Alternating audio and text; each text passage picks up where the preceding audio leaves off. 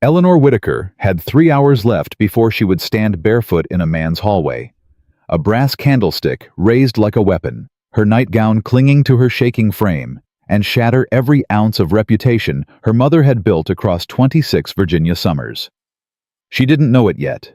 She only knew that Nathaniel Ashcroft had looked straight through her again tonight, looked through her, the way a man looks through a window, and something she'd been burying since she was 24 had finally cracked open inside her chest and started to bleed. If you're listening tonight, wherever you are in America, do me one small kindness.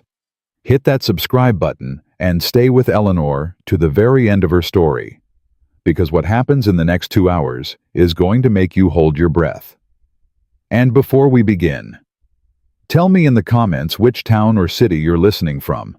I read every single one, and I want to see how far Eleanor's story has traveled tonight. Now settle in. Virginia is hot. The air is heavy. And in one of those grand old summer houses up along the James River, a woman is about to make the biggest mistake of her life and discover it was the only thing that ever saved her. The evening began with Eleanor standing at the far window of the Ashcroft drawing room, listening to her mother tell Beatrice Ashcroft for the 3rd time in a single hour that her daughter played the pianoforte better than any girl this side of the Blue Ridge. Eleanor did not play the pianoforte better than any girl this side of the Blue Ridge.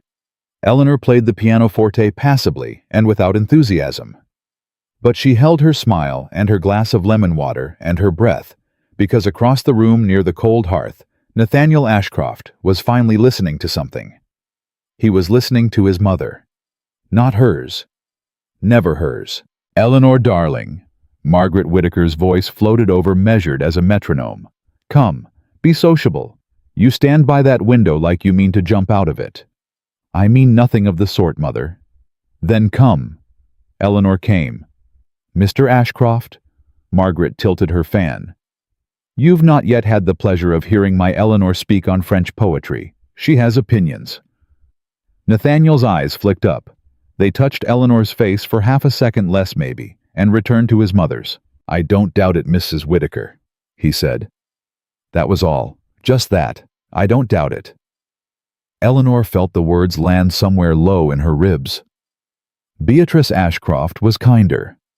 She smiled at Eleanor and asked, "Which poet do you favor, Miss Whitaker?" "Lamartine, ma'am, though I reckon he's still too young to be called a poet proper." A reckoning from Miss Whitaker. Beatrice's eyes glittered.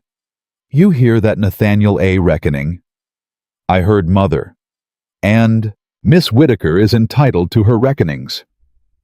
Eleanor's smile tightened a full degree. Her mother's smile did not move at all. "Nathaniel," Beatrice said softly, "your manners." "My manners are intact, Mother." "You did not agree with her. You dismissed her." He set his glass down with great care, the way a man sets down something he does not wish to break.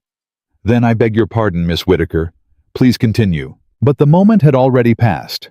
It had been passing for 2 years. Eleanor had watched it pass at the Christmas Assembly of 1817. She had watched it pass at the Derby dinner of 1818. She had watched it pass at her own father's birthday ball 3 months ago. She had watched Nathaniel Ashcroft be perfectly civil to her and perfectly absent from her, the way a man is perfectly civil to a window he has no intention of opening. "I've nothing to continue, sir," Eleanor said. "I've only reckonings, and I reckon I'll go fetch my brother before he drinks my father's bourbon a second time tonight." Beatrice laughed out loud. Margaret did not. Nathaniel said nothing at all. Eleanor walked away from him with her chin up and her spine straight, and a slow fire beginning just beneath her collarbone that had absolutely nothing to do with the Virginia summer. She found Josiah exactly where she expected him, out on the porch, leaning against a pillar, like he meant to hold the whole house up single-handed, a glass in each hand. "Ellie," he said, "you look like a woman fixing to bite somebody." "Give me that." "Which one?" "Either." He handed her the left one. She drank half. "Easy. That's Papa's. Papa can spare it." Josiah squinted at her. "It's Ashcroft, ain't it?" "Don't." He looked through you again. "Josiah." "Ellie, I swear on our grandmother." 2 years I've watched you put on your best muslin for that man. 2 summers. You want me to punch him? I want you to shut your mouth. I could punch him. He's taller, but I'm meaner. You are not meaner than Nathaniel Ashcroft. Nobody in the state of Virginia is meaner than Nathaniel Ashcroft. Then why'd you waste 2 summers on him? I didn't waste them. Sure sounds like wasting. I was hoping. Hoping's wasting Ellie, just with better manners. Eleanor drank the other half of the bourbon. Her eyes stung. She blamed the liquor. She would keep blaming the liquor for as long as she needed to. Tonight's the last of it, she said. The last of what? Him. All of it. I am done. You said that in March. I mean it this time. You said that in March too. Josiah. All right, all right. He held up his empty hand, palm out. You're done. You're done with him. And if you ain't done with him by sunup, I am walking into that man's bedchamber and dragging him out by his collar, and you can hate me for the rest of your natural life. That sound fair? She almost smiled. That sounds fair. Good. Go to bed, Ellie. You look like you've been rode hard and put away wet. Charming. I'm a charming man. You are a grain sack with a mouth. Same thing. She turned to go, and he caught her wrist, gently the way only a younger brother can catch a wrist. Ellie. What? You're worth 100 of him. She didn't answer. She couldn't. She went inside. Her mother caught her on the stairs. Where are you going? To bed, mother. It is not yet 10. I have a headache. You do not have a headache, Eleanor. You have a grievance. Mother. Eleanor. Margaret's voice dropped to something lower, something quieter, something older than Eleanor had heard in a long time. Listen to me. That man will not make you a wife. I have not asked him to make me a wife. You have asked him with your eyes for 2 years. Eleanor felt the staircase tilt under her. She gripped the banister so hard her knuckles went white. Don't. I am not being cruel, child. I am being truthful. And there is no crueler truth between a mother and a daughter than the truth about a man who does not love her. Mother, please. He is not unkind. He is not a brute. He is worse than either. He is unreachable, and a woman cannot build a life on a man she cannot reach. I know. Do you? I know, Mother. Margaret studied her daughter's face for a long moment. Then she reached up and tucked a loose curl back behind Eleanor's ear, the way she had done since Eleanor was 6 years old. Then stop standing at windows waiting for him, Eleanor. It is beneath you. Yes, ma'am. Go to bed. Yes, ma'am. In her room, Eleanor sat down on the edge of the bed and did not cry. She had decided somewhere between the porch and the staircase that she was finished crying over Nathaniel Ashcroft. She was finished with a great many things. She was finished with wearing her best muslin when she knew he'd be in the room. She was finished with practicing sentences in her head before she spoke them aloud to him. She was finished with standing near the pianoforte and hoping he'd ask her to play. She was finished with being a well-behaved window that a man could look through on his way to somewhere more interesting. She undid her hair and let it fall down her back. She changed into her nightgown. She blew out the lamp. She lay down. She did not sleep. For an hour, maybe longer, she lay in the dark and listened to the old house breathe around her, the floorboards sighing, the shutters creaking, the far-off voice of a groom calling to a dog somewhere beyond the kitchen yard. And then, through the plaster of the shared wall, she heard it. A laugh, a woman's laugh. Thin, muffled, soft, coming from the guest chamber on the other side of the wall. Eleanor sat up. The guest chamber on the other side of the wall was Nathaniel Ashcroft's. She told herself it was nothing. A maid, a housekeeper, a trick of sound carried by the heavy July air. She lay back down. Then she heard the laugh again, closer, smaller, and a man's voice right after it. Low, indistinct, but unmistakably his. And then clearer than either of them, a woman's voice saying, "You cannot, Nathaniel, not here, not with her under this very roof." Eleanor's heart stopped. Her meaning. No, no, no, no, no, no. She swung her feet to the floor. She did not put on a robe. She did not put on slippers. She did not pin up her hair. She did not look in the glass. She picked up the brass candlestick from her bedside table, and she walked out the door. The corridor was dark except for one guttering sconce at the far end. Eleanor walked toward the guest chamber door, the way a woman walks toward a grave, which is to say, steadily, because there is no other way to walk. She did not think.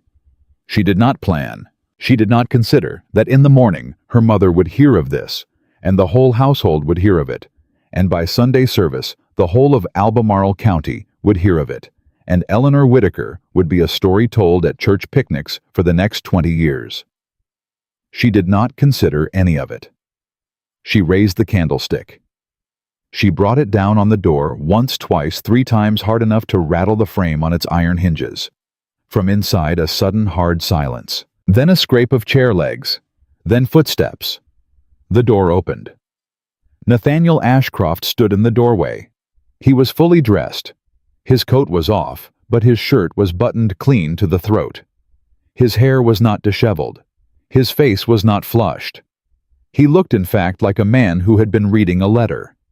Behind him, seated at a small writing table, was a woman. She was not what Eleanor expected. She was older than Eleanor, 40 perhaps, with gray threading through her dark hair, and a plain gray traveling dress, and a face swollen from crying. A letter lay open on the table in front of her. Her hand was shaking so hard she could not hold it still on the page. She looked at Eleanor. Eleanor looked at her. And then Eleanor looked at Nathaniel, and her mouth opened, and nothing came out. "Miss Whittaker," Nathaniel said. His voice was very quiet. "Are you armed?" Eleanor looked down at the candlestick in her hand. She looked back up. Miss Whittaker, please lower the candlestick." I know what you heard." I heard her say, "I know what she said." "Who?" Eleanor's voice cracked down the middle. "Who is she?" The woman at the table answered before Nathaniel could. "My name is Clara Bennett," she said. "I am Mr. Ashcroft's sister-in-law.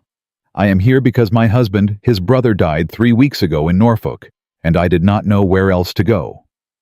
The corridor tilted sideways. The candlestick, which suddenly weighed a great deal more than brass should weigh, slipped a little in Eleanor's grip. "Oh," Eleanor said. "Oh," said Nathaniel, and it was not mockery. It was almost gentle. "Yes. Oh."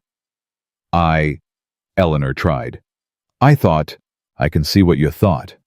"No, Miss Whittaker. Please. Miss Whittaker, look at me." She looked at him. And for the first time in 2 years, for the first time in 2 entire summers of best muslin and rehearsed sentences, and standing at windows hoping, Nathaniel Ashcroft looked back. Really looked. His eyes moved over her face, her loose hair, her bare feet, her shaking hand, the ridiculous candlestick, the nightgown, the whole catastrophic, honest, humiliating wreckage of her, and something in his expression shifted. It shifted the way a door shifts when the person on the other side has finally decided to open it. "Miss Whittaker," he said, "are you all right?" Eleanor started to laugh. It was a terrible laugh. It was not a ladylike laugh. It was the laugh of a woman who had just destroyed her own life with a brass candlestick and a bad guess in that order. "No," she said. "No, sir. I am not all right." "No, I don't reckon you are."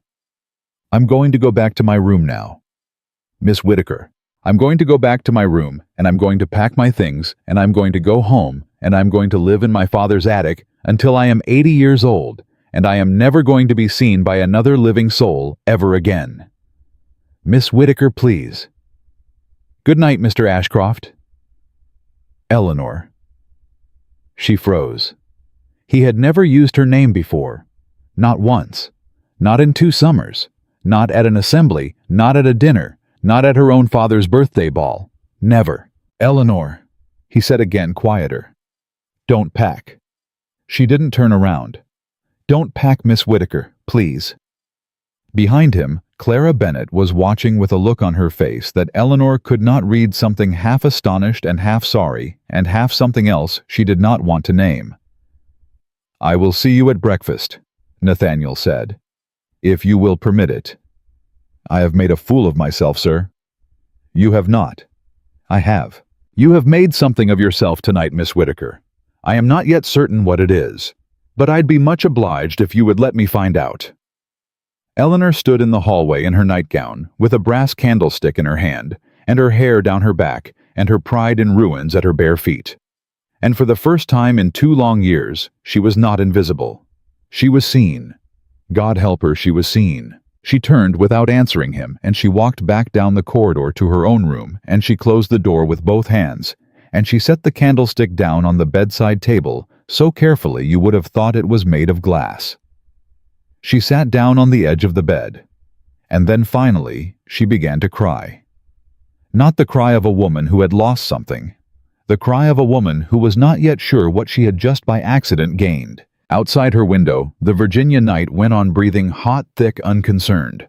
A whippoorwill called once from the cedar grove beyond the stables and fell silent. Somewhere down the hall, a door closed with great care.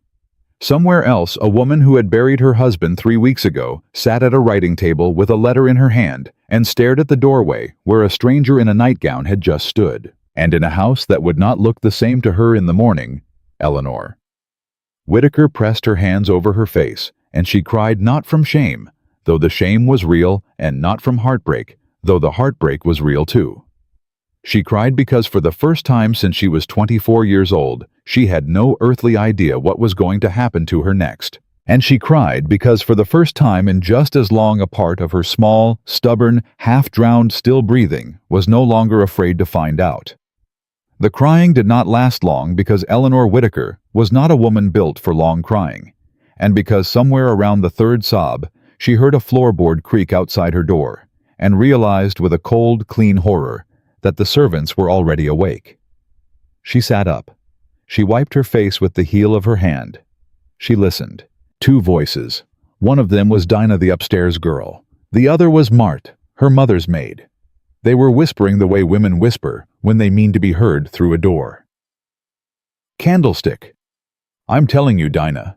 I seen it myself, the brass one from the little table. Hush your mouth." "I will not hush my mouth." She walked right past me in her nightclothes hair, down to her waist barefoot as a, "Marth, if Mrs. Whitaker hears you." "Mrs. Whitaker is going to hear me from somebody. Best it be a Christian woman." Eleanor closed her eyes. By sunup, the whole household would know. By noon, the stable hands. By Sunday, the congregation. By the next assembly, the whole of Albemarle County. Her mother had been right about windows and grievances, and the unreachability of certain men, and Eleanor had taken every one of those truths and smashed them against a bedroom door with a brass candlestick. She got up. She washed her face. She pinned up her hair with hands that would not stop shaking. She put on the plainest dress she owned, a gray linen thing that her mother had been trying to get her to give to the poor for 6 months, because Eleanor felt that today she should look like a woman about to be sent somewhere to repent, which in her estimation was exactly what was about to happen.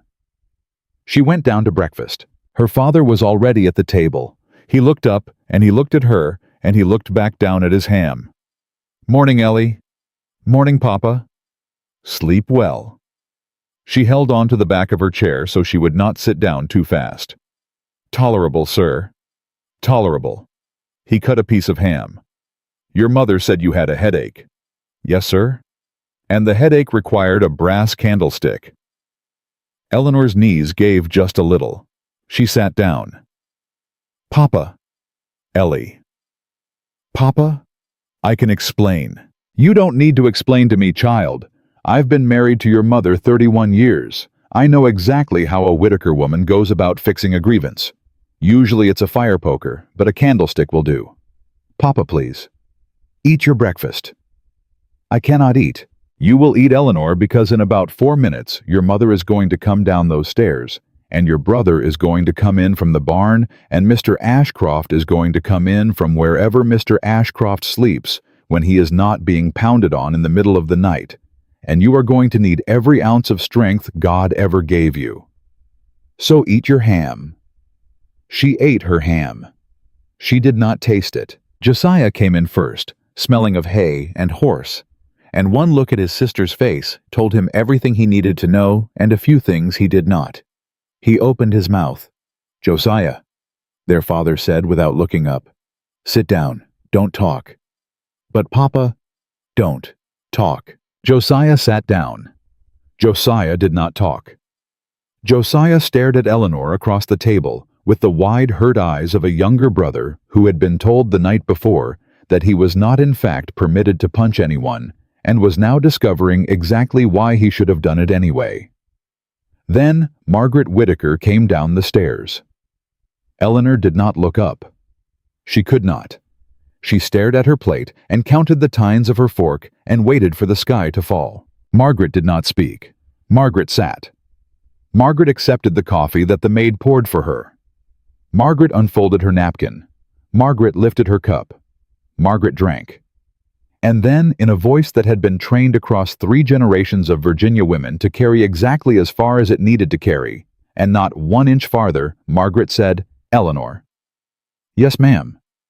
"You will not leave this table until I say you may." "Yes, ma'am." "You will not speak until I say you may." "Yes, ma'am." "You will not look at Mr. Ashcroft when he enters this room, not once, not by accident, not to see where he has seated himself, not to see whether he has noticed you, not once. Am I understood?" "Yes, ma'am." "Samuel." "Yes, Margaret." "If your son opens his mouth at this table 1 single time before I permit it, you will take him out to the barn and horsewhip him like a child." "Yes, Margaret." "Mama," Josiah said. "Don't, Josiah." "Yes, ma'am." And then Nathaniel Ashcroft walked in. He was dressed with perfect care. His coat was on. His hair was combed.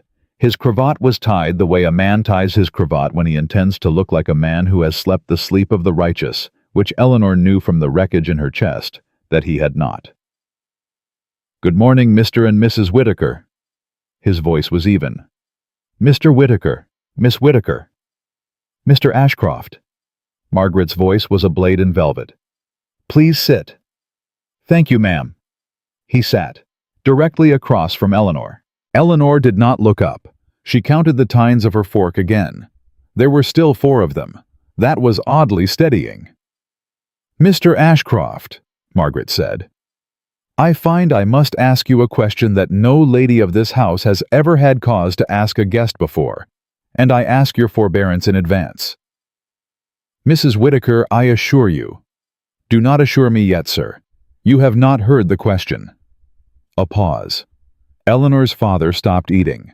Josiah stopped breathing. "I believe," Margaret said, "that my daughter came to your chamber door last night at an hour no Christian woman ought to be in a corridor."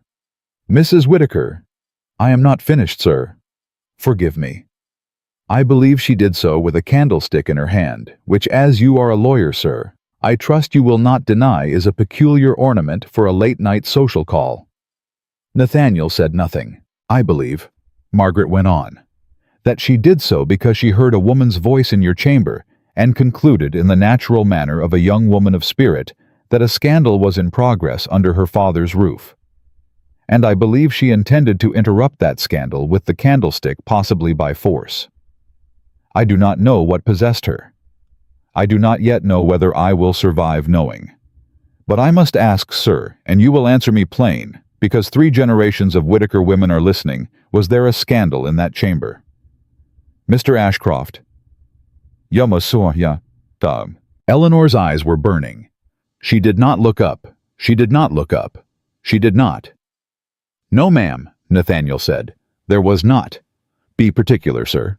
"The woman in my chamber, ma'am, was Mrs. Clara Bennet. She is my brother's widow. My brother George died of fever in Norfolk 3 weeks ago, this coming Tuesday. Mrs. Bennet has no living family of her own, and as his only surviving kin, I am her legal guardian until her affairs are settled. She arrived yesterday on the Richmond coach in distress.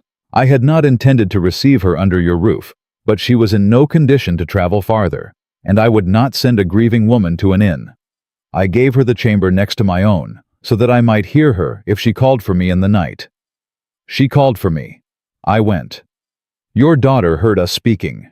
Your daughter acted exactly as a woman of honor would act if she believed a woman of honor had been endangered under her father's roof. I owe your daughter, ma'am, not a grievance, But a debt. Margaret's cup stopped halfway to her lips. A debt? She said. Yes, ma'am. A debt. Mr. Ashcroft. Yes, Mrs. Whittaker? If you are lying to me, sir, across my own breakfast table, I will know, and I will ruin you in 3 counties by Michaelmas. I do not doubt you would, ma'am. Are you lying to me? No, ma'am. Margaret set down her cup. She set it down the way a woman sets down a weapon after she has decided for this morning at least not to use it. Samuel! Yes, Margaret? Send word to Mrs. Ashcroft that her guest and her son are welcome to remain in our home for as long as Mrs. Bennet requires rest. And send Dinah and Martha to me after breakfast. I find I must have a conversation with both of them about the nature of Christian silence. Yes, Margaret. Josiah. Yes, ma'am. You may speak now if you must. I don't have anything to say, Mama. Then I have raised you correctly after all, and God is merciful. Yes, ma'am. Eleanor. Eleanor finally looked up. Her mother's eyes were not kind. They were not unkind. They were something older than both the look of a woman who had seen her daughter step off a cliff and had, by some miracle she did not yet understand, watched her daughter land on her feet. You may look at Mr. Ashcroft, Eleanor. I find I no longer need to forbid it. Eleanor looked. Nathaniel was already looking. He did not smile. He did not nod. He did not do any of the small, polite things that men do at breakfast tables to reassure women that the world has not just tipped a quarter turn sideways on its axis. He said very quietly, so quietly that Josiah later swore he did not hear it. Good morning, Miss Whittaker. And Eleanor, with her heart banging like a loose shutter in a storm, said back, Good morning, Mr. Ashcroft. After breakfast, Nathaniel asked her father for a word in the study. Eleanor did not know what was said in that study. She never would know. But when Nathaniel came out of it, he asked her mother if he might be permitted to walk Miss Whittaker around the kitchen garden for no more than a quarter of an hour in full view of the house in the presence of her brother, and her mother consented with the air of a woman consenting to a minor surgery she had long known was coming. Josiah trailed behind them at a distance of exactly 20 paces, because that was the distance his mother had specified, and Josiah, for once in his life, had decided to be obedient. Miss Whittaker. Mr. Ashcroft. I owe you an apology. You owe me nothing, sir. I do. I came to your door with a weapon in my hand, sir. I accused you in front of a grieving widow of a thing that would have destroyed your name and hers. You owe me nothing. I owe you an apology for 2 years, Miss Whittaker, not for last night. Eleanor stopped walking. Josiah, 20 paces behind, also stopped walking and tried to look like he was interested in a bean vine. Sir? You heard me, Miss Whittaker. I did not. I am not certain I heard you correctly. Then I will say it again. He had stopped, too. He was not looking at her. He was looking at the brick of the garden wall, as if the brick were easier. I have known for 2 summers, Miss Whittaker, that you were in the room. I have known at every dinner and every assembly and every Christmas. I have known that you played the pianoforte for my benefit, and that you spoke of French poetry for my benefit, and that you wore a particular shade of blue muslin that I made the mistake once of complimenting to my mother, who then repeated the compliment in your mother's hearing. I have known all of it, and I made a decision 2 summers ago that I would not permit myself to look at you. Not once. Not by accident. Not even to see whether you had noticed. Because I knew, Miss Whittaker, that if I looked at you the way I wanted to look at you, I would be finished as a man of independent mind within the fortnight. And I had sworn to myself at my brother's wedding that I would never make my life a thing for a woman to arrange. Would. Eleanor could not speak. She could not even breathe properly. Sir, let me finish, Miss Whittaker, please. Yes, of course. I was wrong. Sir, I was wrong twice. I was wrong to look away from you because I caused you a pain you did not deserve. And I was wrong in the reason I looked away because I mistook the woman I was afraid of for the woman you actually are. The woman I was afraid of would have accepted my politeness and married another man and never thought of me again. The woman you actually are came to my door in the middle of the night with a candlestick because she believed, however wrongly, that another woman needed her. Miss Whittaker, I have spent 2 summers being civil to a stranger I invented. I do not wish to spend a third. Sir. That is the whole of my apology, Miss Whittaker. You may take it or leave it as you see fit. I do not ask for an answer. I ask only that you eat your breakfasts without counting the tines of your fork. Eleanor made a small noise that was partly a laugh and partly a sob, and partly something she did not have a name for. You saw that. I saw it. That is very unfair, sir. Yes, ma'am, I reckon it is. They stood in the garden in the thick July heat, and 20 paces away, Josiah stared at his bean vine as if it contained the secrets of the Republic, and somewhere in the house, Margaret Whittaker was speaking in a low, measured voice to Dinah and Marta about what happens to maids who carry tails. And somewhere upstairs, Clara Bennett was sitting at a writing table trying to compose a letter to a Norfolk lawyer about her husband's estate. And Eleanor Whittaker, who had not slept, and who had cried and who had eaten ham she could not taste, and who had been forgiven in her mother's presence by the man she had most wronged, realized that she had no earthly idea what to say next. So she said the truest thing she had. I do not know whether I can believe you, sir. I know. I have spent 2 summers training myself not to believe you. I know. You cannot undo that in one garden. I know, Miss Whittaker. I am not asking you to. I am asking only for permission to stay. Stay where, sir? Here, in your father's house, until Mrs. Bennett is well enough to travel, which will be, I suspect, not less than a fortnight. A fortnight. 14 days. 14 breakfasts. 14 evenings of trying not to look at a man she had spent 2 years trying not to look at. A fortnight, she said. A fortnight. Mr. Ashcroft. Miss Whittaker, I am not asking you to decide whether you love me. I am asking you to decide whether you will let me learn whether I love you. There is a great difference. That is a lawyer's distinction, sir. I am a lawyer, Miss Whittaker. I had almost forgotten. Please do not. I should like to use it on your behalf at some future date. She looked at him, then really looked the way he had looked at her in his doorway the night before, and for the first time in 2 summers, she saw a man she did not yet know. Not the cold man at the hearth, not the polite man at the assembly, not the unreachable man her mother had warned her about on the staircase. A man who was right now on a Wednesday morning in July of 1819, terrified. A fortnight, Mr. Ashcroft. Miss Whittaker. But you are not permitted to look at me across rooms. Not for admiration. Not for accident. Not at all. If you wish to look at me, you will do it in the presence of a witness and in full daylight, like a Christian. Yes, ma'am. And you are not permitted to speak of French poetry. I have never spoken a word of French poetry in my life, Miss Whittaker. Then we shall get on. Miss Whittaker? Yes. Thank you. They walked the rest of the garden in silence, and Josiah followed them at 20 paces. And when they came back into the house, Margaret Whittaker took one look at her daughter's face and said nothing at all. Which was, Eleanor understood the single most terrifying thing her mother had ever done. The fortnight began. It did not go the way Eleanor had planned. She had planned in the first 20 minutes of it to be distant and composed and ironic in the manner of a woman who had negotiated terms. She managed to be distant and composed and ironic for approximately 2 meals. By the 3rd meal, which was supper on the 2nd day, she heard Nathaniel laugh at something her father said, and she understood with a dropping sensation somewhere behind her sternum that she had never in her life heard him laugh before. The laugh was not what she expected. It was not refined. It was not quiet. It was the loud, easy laugh of a man who, when he permits himself, laughs from the belly.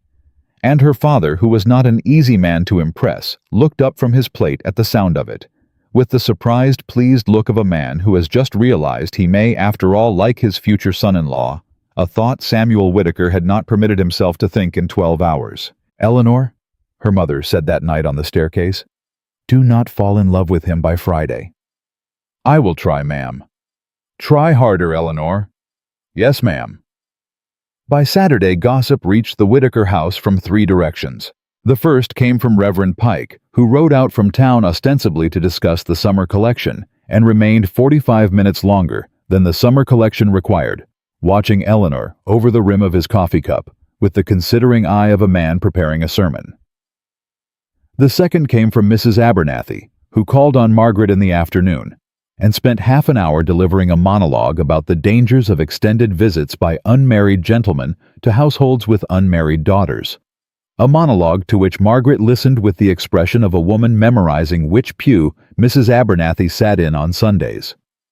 The third came from Josiah, who walked in from the tavern at Milton after dark, with a bruised knuckle and an unrepentant grin. "Josiah," his mother said, "whom did you strike?"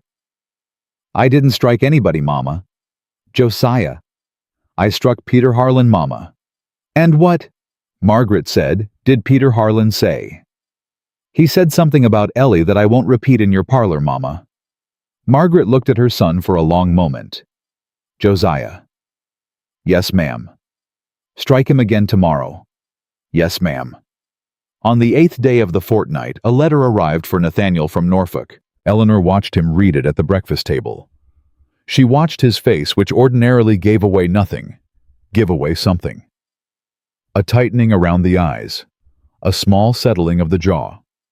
He folded the letter in thirds, and then in thirds again, and put it in the inside pocket of his coat, and said without looking up, "Miss Whittaker."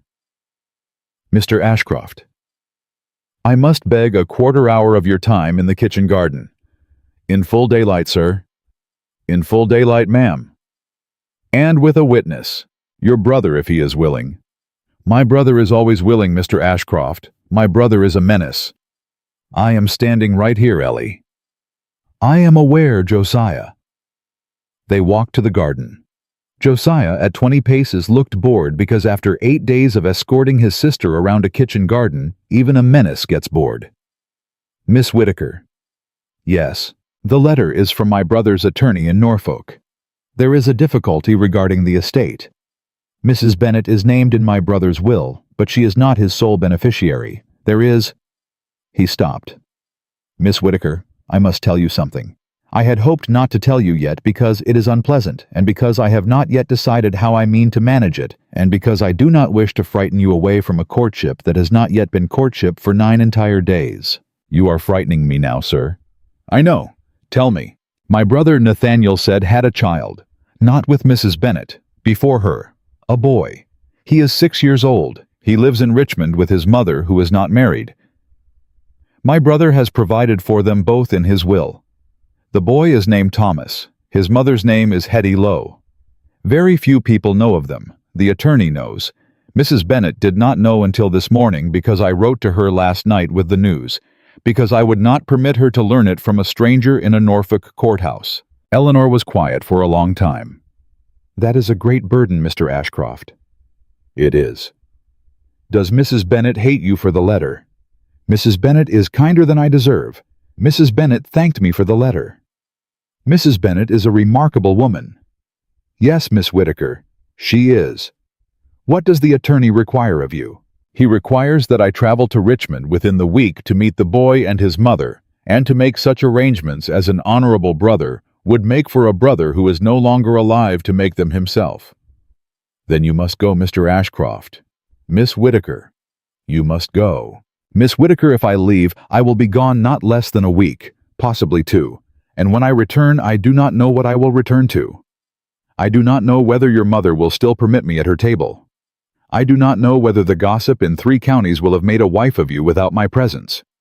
I do not know whether you will have decided with nothing but a quarter-hour in a kitchen garden to go on that you wish to be rid of me." "Sir?" "Yes, Miss Whittaker. Go to Richmond." "Miss Whittaker, go to Richmond, Mr. Ashcroft, and find your brother's son, and sit down at a table with his mother, and be the honorable brother my mother would horsewhip you for failing to be. And while you are gone, I will stay here, and I will eat my breakfast, and I will not count the tines of my fork. And when you return, we will see whether the fortnight has become something else, or whether it has only been a fortnight. That is what you asked me for, sir. A chance to learn whether you love me. You cannot learn that in Richmond. But you cannot learn it by leaving that child in Richmond without a name, either. Go." He looked at her. The way he had looked at her in his doorway. The way he had looked at her in the kitchen garden on the second morning. The way she realized now he had been looking at her for 9 days without permitting her to see it. Miss Whittaker. Sir? I am going to be in your debt all my life. That is a lawyer's habit, sir. You owe debts. Ordinary men feel gratitude. I am not an ordinary man, Miss Whittaker. I am beginning to suspect as much, Mr. Ashcroft. He left the next morning at first light. He did not take a servant. He did not take a trunk. He took one saddlebag and a horse and a letter of credit from the Bank of Virginia and the address of an unmarried woman in Richmond named Hetty Lowe. And he rode out of the Whittaker Drive with his coat over his shoulders and his jaw set, and did not look back because he had been told many days before that he was not permitted to look at her across distances. Eleanor stood at the window and watched him go. Her mother came up behind her and put a hand on her shoulder. It was the first time in Eleanor's adult life that her mother had put a hand on her shoulder without also saying something cutting. Eleanor. Yes, Mama. He will come back. I don't know that, Mama. I know it, Eleanor. How? Because I have been a mother for 26 years, child, and a wife for 31, and I know a man who means to come back from a man who does not. Mama. Yes. If he does not come back, he will come back, Eleanor. But if he does not, then you will still be my daughter, and you will still be a Whittaker, and you will still have a voice in your father's house, and you will still be worth, as your brother said out on that porch the first night, 100 of him. Do you hear me, child? Yes, Mama. Say it. I am worth 100 of him. Again. I am worth 100 of him. Again, Eleanor, and this time say it like a Whittaker woman. I am worth 100 of him, Mama. Good. They stood at the window together until the dust on the road settled, and then Margaret Whittaker, who had never in her life been unkind without cause, and had never in her life been tender without it costing her something, took her daughter's face in both hands and kissed her on the forehead, which was a thing she had not done since Eleanor was 11 years old and had fallen off a pony. Now, Margaret said, "Go and eat your breakfast, Eleanor, and for the love of every Whittaker woman who came before you, do not count the tines of your fork." Eleanor went down to breakfast. She did not count the tines of her fork, but she did, for the first time in 9 days, permit herself to wonder whether the man riding south toward Richmond with a folded letter in his coat pocket was at that very moment wondering the same impossible thing she was, whether a fortnight that had never been a courtship was about to become instead a life. And somewhere between the second cup of coffee and the first bite of ham, the thought arrived that she would not dislodge for the next 7 days. Not at supper, not in the garden, not on her pillow at night. If he did not come back, she would survive it. But if he did come back, she was going to have to tell him the truth. All of it, including the part she had not yet told anyone at all. 3 days after Nathaniel rode south, the first letter arrived, and it was not from Nathaniel. It was from Mrs. Abernathy. Margaret Whittaker read it at the breakfast table slowly twice, and then folded it in half, and then in half again, and then laid it beside her coffee cup, the way a woman lays down a thing she intends to burn later. Eleanor. Yes, ma'am. Mrs. Abernathy regrets to inform me that she will not, after all, be attending the summer assembly at the Harlans on Saturday. That is peculiar, Mama. Mrs. Abernathy has attended that assembly every August for 11 years. Yes. Does she give a reason? She gives a reason. What reason, Mama? Margaret picked up her coffee. She did not drink it. She set it down again. She writes that her health will not permit her to attend an event at which, and I quote her directly, certain young persons of the neighborhood whose conduct is presently under scrutiny are likely to be present. Eleanor's fork stopped halfway to her mouth. Mama. Yes, child. That is me. Yes, child. That is you. Mama. Eat your breakfast, Eleanor. I cannot. You will. Mama, who has she told? Everyone, Eleanor. She has told everyone. Mrs. Abernathy has a mouth like a broken dam, and she has had 4 days to pour water through it. Samuel Whittaker set down his paper. Margaret. Samuel. Shall I call on Reverend Pike? No, Samuel. I shall call on Reverend Pike. Margaret, he will not. I know what he will and will not do, Samuel. I have been calling on Reverend Pike since the year our daughter was born. Leave him to me. Yes, Margaret. Margaret turned to Eleanor. Child, look at me. Eleanor looked. We are going to the Harlans on Saturday. Mama, we are going to the Harlans on Saturday, and you are going to wear the blue muslin, and you are going to stand in their parlor with a glass of lemon water in your hand, and you are going to smile at Mrs. Abernathy's friends as if they are your dearest companions in the world. Do you hear me? Yes, ma'am. Because if we do not go, Eleanor, we confirm every word of it. And if we go and we are splendid, we do not defeat the gossip, but we make it smaller than us. Do you understand the difference? Yes, ma'am. Good. That afternoon, Eleanor went up to the guest chamber where Clara Bennett was writing letters, and she sat down in the chair across from the widow, and she said, Mrs. Bennett. Eleanor, please. It is Clara. Clara? Yes. There is a thing I must tell you, and it is not a kindness to tell you, because once you know it, you cannot unknow it, and you may find you do not wish to remain under this roof any longer. Clara Bennett set down her pen. Eleanor, say it. 3 years ago, I was engaged to a man named Caleb Foster. Yes. You know. Nathaniel told me on the second night. He thought I ought to hear it from him before I heard it from a servant. Oh, he did not tell me why the engagement was broken. He said it was not his story to tell. Eleanor folded her hands in her lap. She looked at them. Caleb Foster, she said, fathered a child with a girl named Prue. Prue was 15. She worked in his mother's kitchen. She was not free. I do not mean to say she was enslaved, Clara, because in our county the word has a particular meaning. But I mean to say she could not leave that kitchen without his mother's permission. And she could not refuse his mother's son without losing her place, and a girl of 15 without a place in Albemarle County in 1816 had no place at all. Eleanor, I found out because Prue came to me. She came to the kitchen garden of my father's house at first light one morning in April because she had heard I was to be married to him in June, and she said she had to tell me before I said the words in the church. And she told me, and she showed me the child. He was 3 months old.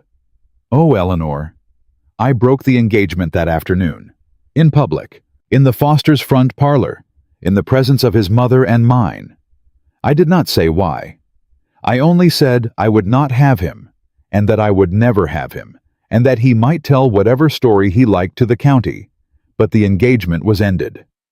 And Caleb's mother looked at me and understood at once, because mothers always understand at once, and she was so relieved I had not named the girl in front of her neighbors that she never forgave me for knowing it. She has hated me for 3 years, Clara. She has hated me with the particular hatred of a woman who knows you did her a mercy she cannot acknowledge. And Prue. Prue left Albemarle County that summer. My father gave her money. My mother wrote her a letter of character.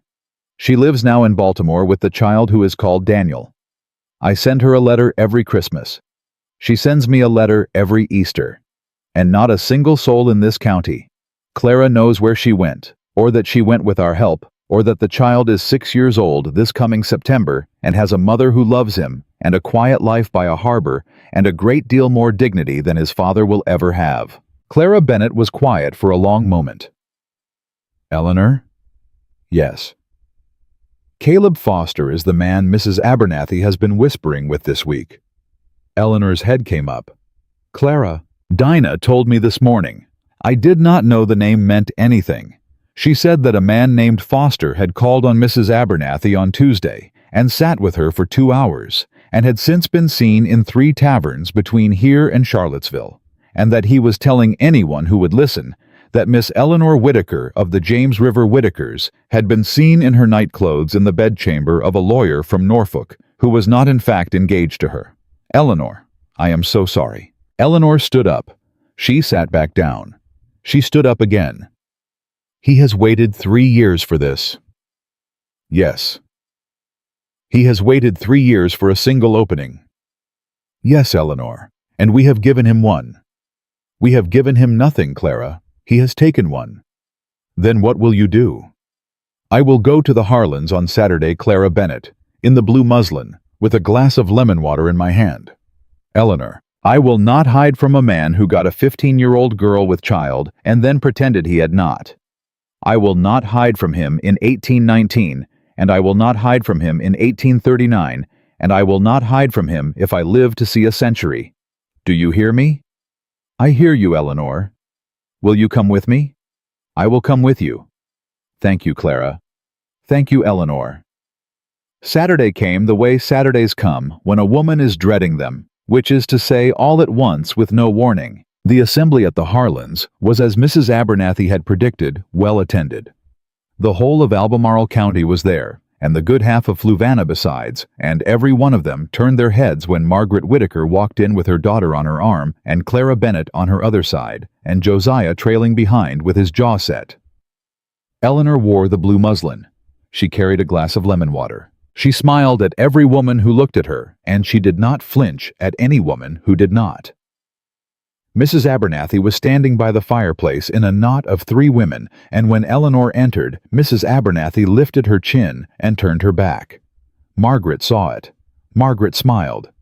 Eleanor. Yes, Mamma. Go and speak to Mrs. Harlan. Compliment her on the flowers. Ask after her son. Yes, Mamma. And when I come back from the fireplace I shall have news for you. Mamma, please do not— Eleanor? Yes, ma'am. Margaret crossed the room. Eleanor did not watch. Eleanor went to Mrs. Harlan and complimented the flowers and asked after the son, and Mrs. Harlan was kind, as Mrs. Harlan always was, and told Eleanor she looked beautiful, which was a thing Mrs. Harlan would have told her if she had come in a grain sack, because Mrs. Harlan was the rare Virginia woman who knew that kindness costs nothing and purchases a great deal. Margaret returned 6 minutes later. Eleanor. Yes, Mamma. Mrs. Abernathy has remembered that she attended this assembly every August for 11 years and does not intend to stop now. She has also remembered that her health upon reflection is much improved. She has asked me to give you her regards. Mamma, what did you say to her? I asked her, Eleanor, whether she recalled the summer of 1803, when her eldest daughter was not yet married and not yet engaged, and not yet, according to the parish register, anywhere at all for the better part of a spring. And I asked her whether she would like me to assist her memory. Mamma. Yes, child. That is blackmail. It is not blackmail, Eleanor.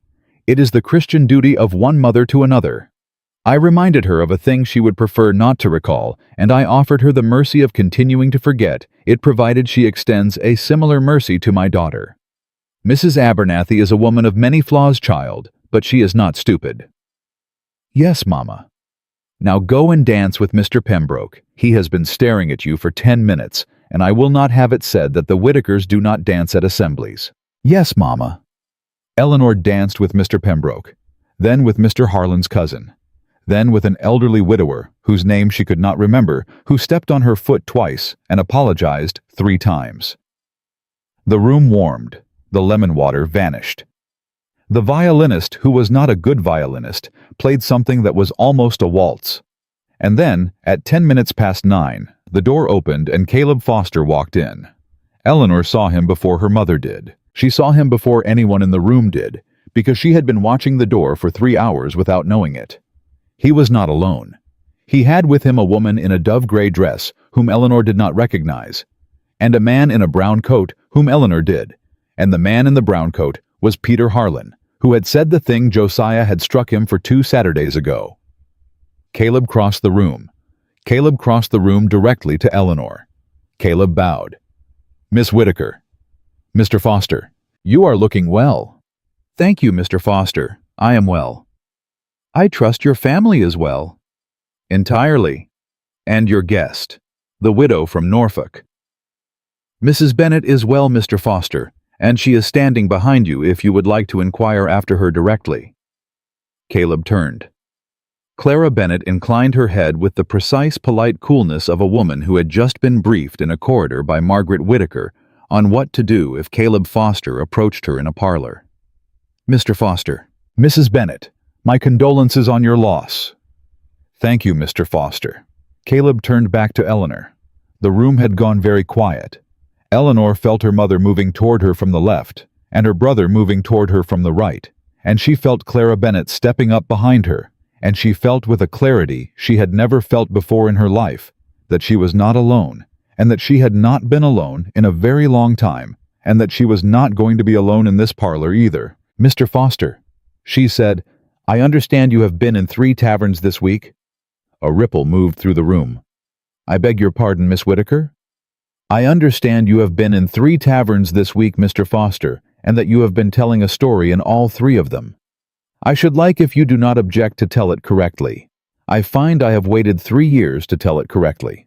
"Miss Whittaker, you will let me finish, Mr. Foster, because you came to this parlor to finish me, and the rules of this game are not being written tonight by you." Mrs. Abernathy at the fireplace put a hand to her throat. Reverend Pike, who had been near the refreshment table, set down his glass. Josiah Whittaker at his sister's elbow took 1 step forward, and Margaret Whittaker at her daughter's other elbow laid a hand on Josiah's wrist and held him where he stood. "Eleanor," Margaret said softly. "Are you certain?" "I am certain, Mama." "Then speak, child." Eleanor turned back to Caleb Foster. "Mr. Foster, 3 years ago I was engaged to marry you. I broke that engagement in your mother's parlor, and I did not at the time tell this county why. I did not tell this county why, Mr. Foster, because the telling would have cost a girl of 15 her character and her place, and possibly her life, and I was not willing to spend her to save my own reputation. And so I let this county believe whatever it wished about me. I let them say I was flighty. I let them say I was proud. I let them say I was cold, or that I had been jilted, or that I was not marriageable. I have heard every one of those things said of me in the last 3 years. Mr. Foster and I have not once corrected a single one of them. Do you understand why?" Caleb's face had gone gray. "Miss Whittaker, do you understand why, Mr. Foster?" "Eleanor, this is not Mr. Foster. Do you understand why?" "Yes," he said very quietly. "I understand why." "Then understand this also. I have protected your secret for 3 years because I would not trade a girl's life for my own comfort. But tonight, Mr. Foster, you walked into this parlor to trade my life for yours, and I will not permit it. So you will leave this house, sir. You will leave it now. You will leave it quietly, and you will go back to whatever tavern you came from, and you will not speak my name in this county again, and you will not speak the name of the lawyer from Norfolk, and you will not speak the name of the widow from Norfolk, because if you do, Mr. Foster, I will stand up in the Charlottesville courthouse next assize, and I will tell what I know, and I will bring a witness with me from Baltimore, and I will end you, sir, as plainly and as completely as any woman has ever ended any man in the Commonwealth of Virginia. Do you hear me?" Dead silence. "Do you hear me, Mr. Foster?" "I hear you, Miss Whittaker." "Then go." Caleb Foster turned on his heel and walked out of the Harlan parlor. He did not look at Mrs. Abernathy. He did not look at Peter Harlan. He did not look at the woman in the dove-gray dress, who after a long, bewildered moment followed him. Peter Harlan did not follow him. Peter Harlan stood by the refreshment table and stared at the carpet.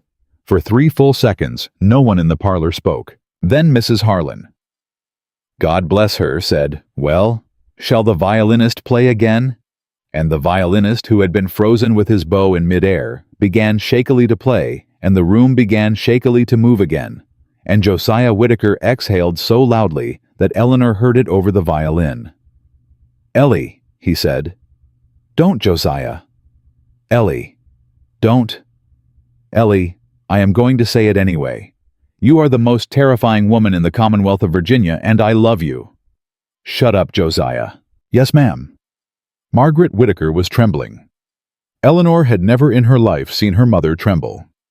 Margaret Whittaker put a hand on her daughter's cheek, hard the way a woman grips a thing she is afraid she is about to lose. "Eleanor." "Yes, Mama." "You did not tell me." "No, Mama, I did not." "For 3 years." "For 3 years." "Eleanor." "I am sorry, Mama." "Do not be sorry, child. Do not ever be sorry. I am. Margaret's voice broke. Margaret's voice had not broken since the winter of 1812. "I am proud of you, Eleanor. God forgive me for every time in the last 3 years I asked you why you had refused him. God forgive me. I am proud of you, child. Mama. Go and drink some water, Eleanor. Yes, ma'am. And find Clara. She looks as if she has been holding her breath since Philadelphia.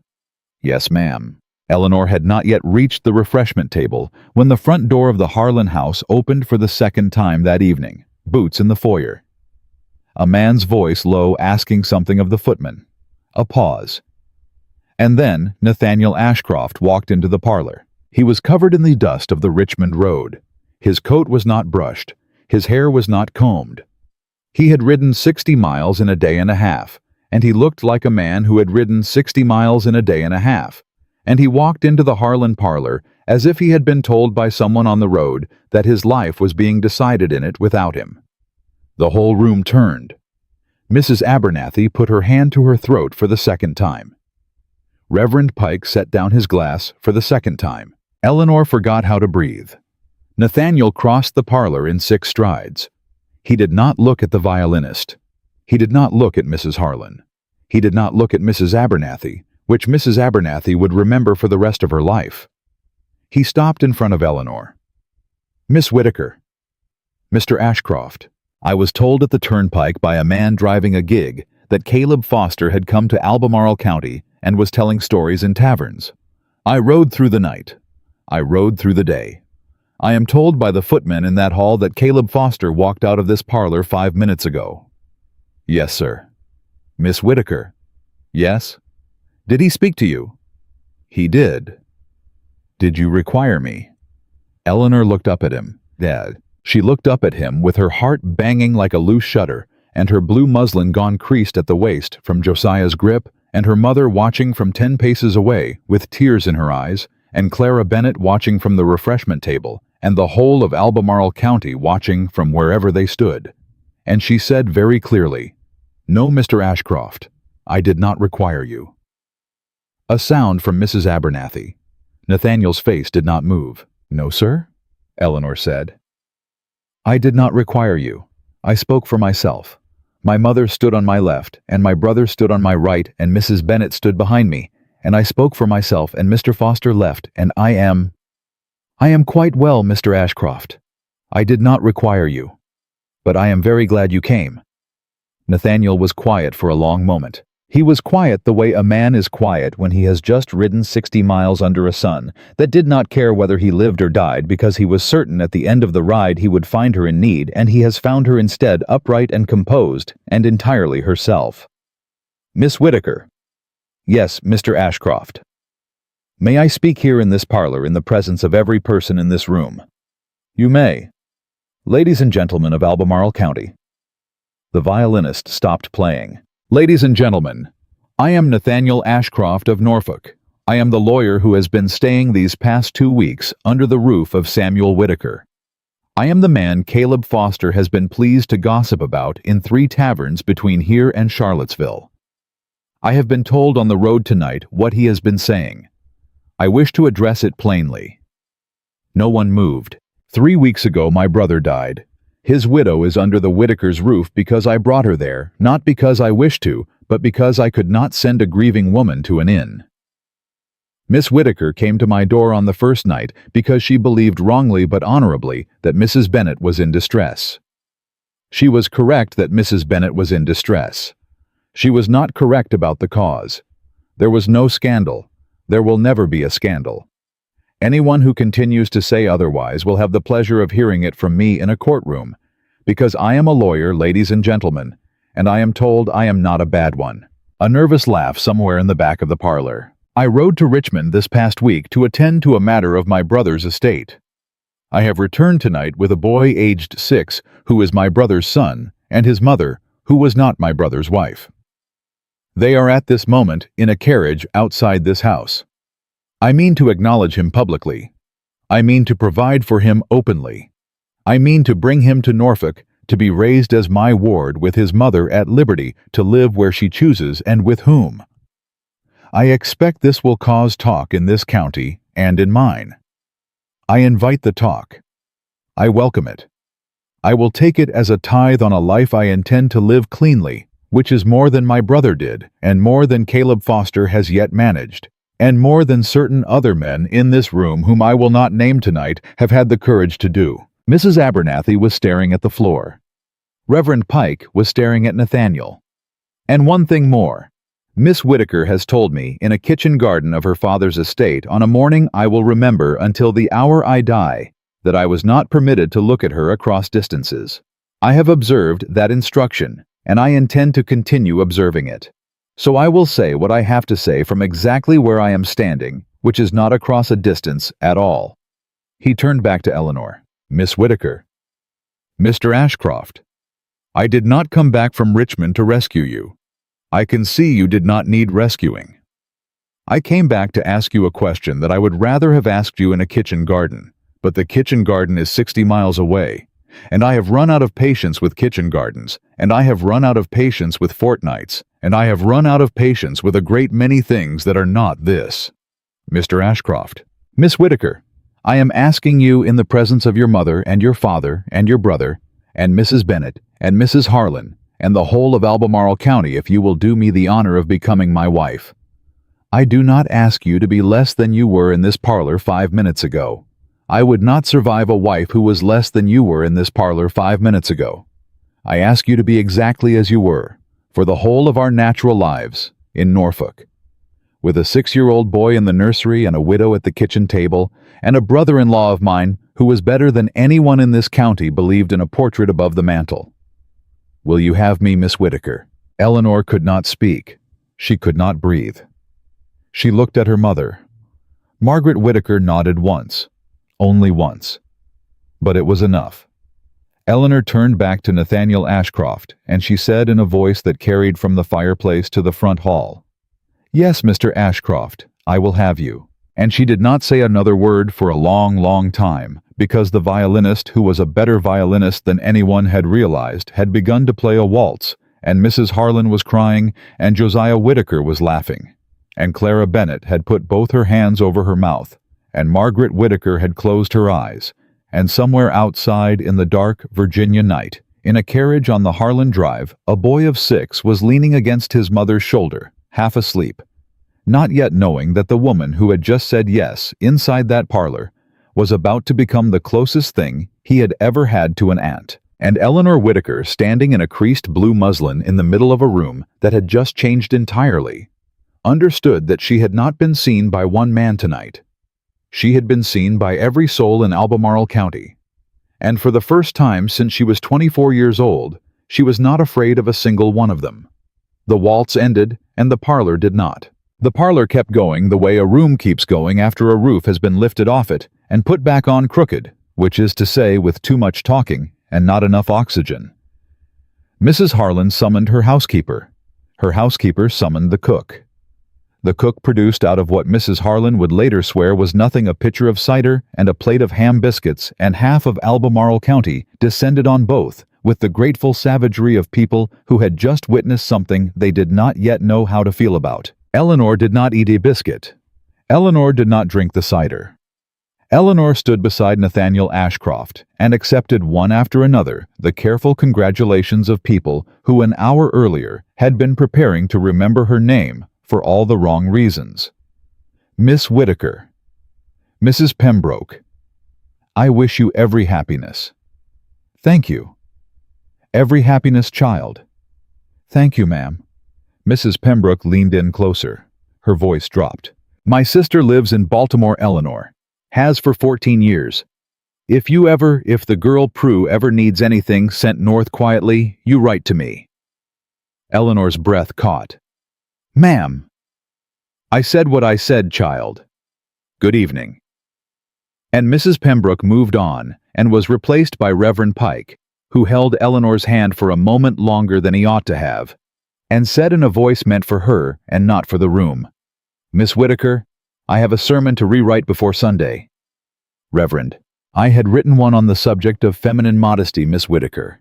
I find this evening that I have been writing the wrong sermon for approximately 11 years. Good evening, child.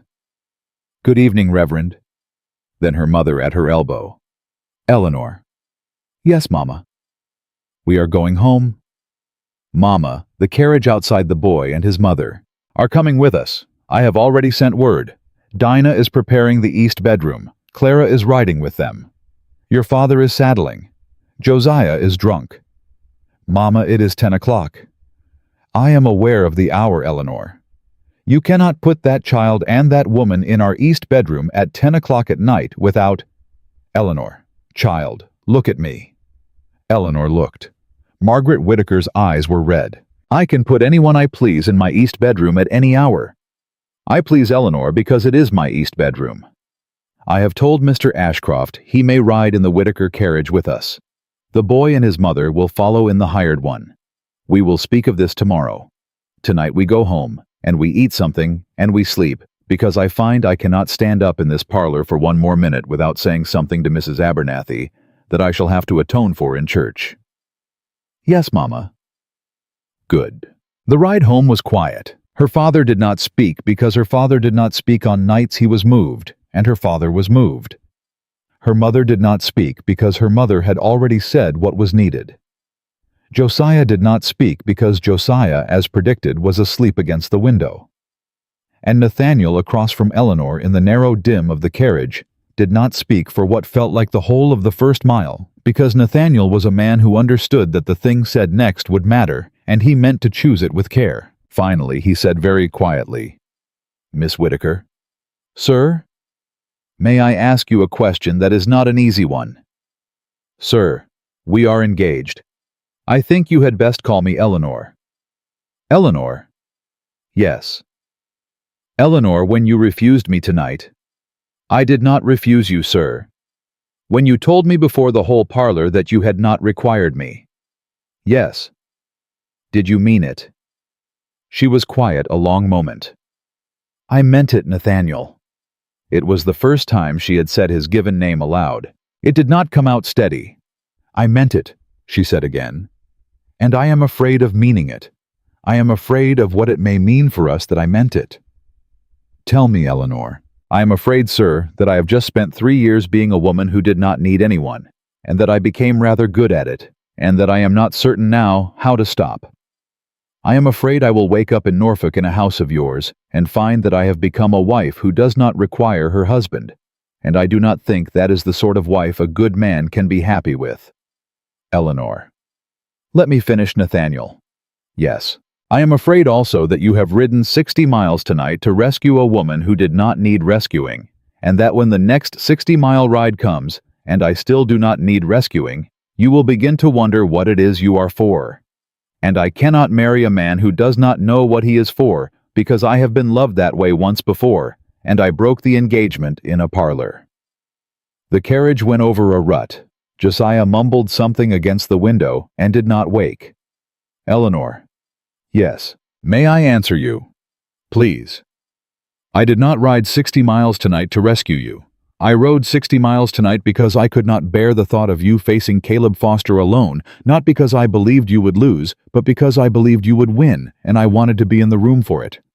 I am not asking you to need me, Eleanor. I am asking you to let me stand in the room.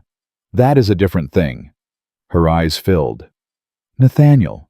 And as to what I am for Eleanor, I am for the boy in the carriage behind us. I am for the widow in my brother's house.